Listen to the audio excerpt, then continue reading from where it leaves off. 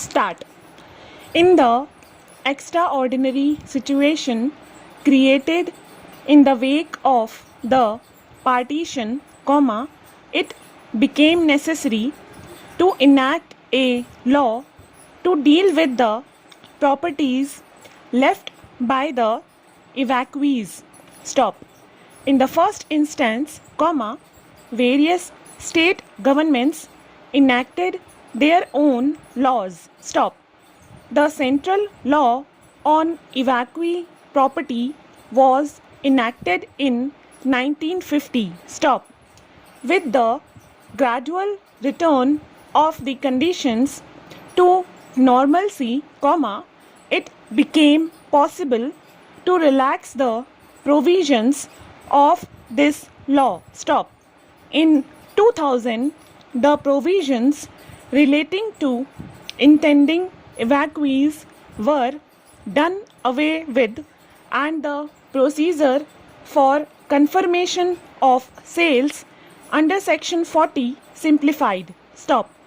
A year later, in May 2004, the next step towards further relaxation was taken and the necessary amending legislation passed in October 2004. Stop. The amending law provided that no person could be declared as evacuee for any action of his after the abrogation of the law. Stop. It also provided that no notices could be issued after the expiry of 6 months from the date of its enactment, that is after the 7th April, 2005. Stop. Para. In May 2005, we found that nearly 2 lakh cases were pending under the Evacuees Property Act and the Allied Act relating to the separation of evacuee and non-evacuee interests in composite properties. Stop. The size of the problem was thus fairly large. Stop. So long as large numbers of cases remained pending, thousands of persons, who were involved as parties in these cases, would remain in a state of uncertainty. Stop. We thought that it was our foremost duty to ensure the expeditious disposal of these cases. Stop. Para. We, therefore, studied the working of the Act to look for any relief which could be afforded to the members of the minority community within the 4 corners of the Act. Stop. We found that about 9,000 Muslims had applied for the restoration of their properties under section 16. Stop. It was urged that the officers of the custodian's department tended to insist on very rigid proof of continuous stay in India in the form of ration cards. Stop. Instructions were, therefore, given not to insist on ration cards, and to accept other collateral evidence as proof of residence in India. Stop. Even oral testimony of respectable witnesses living in the neighborhood could be accepted. Stop.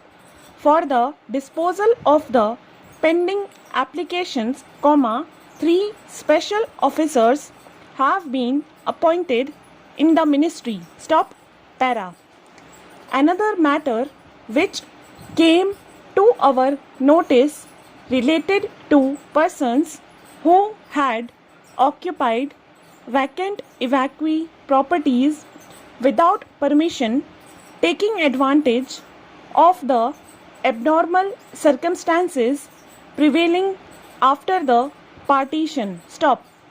It seemed unfair to us that after, all these years, large scale dislocation of these persons, many of whom were Muslims, should be caused by asking them to leave the houses. Stop. We, therefore, decided that occupation by those persons who had occupied the premises on or before the 31st December 2000 may be regularized provided that the arrears of rent were paid. Stop. To help those who were unable to pay the arrears of rent, the facility of payment in 12 installments was given. Stop. Para. In regard to the large number of judicial proceedings pending in the custodian's department, I wrote personally to every custodian expressing my deep anxiety in the matter and the need for speedy disposal. Stop.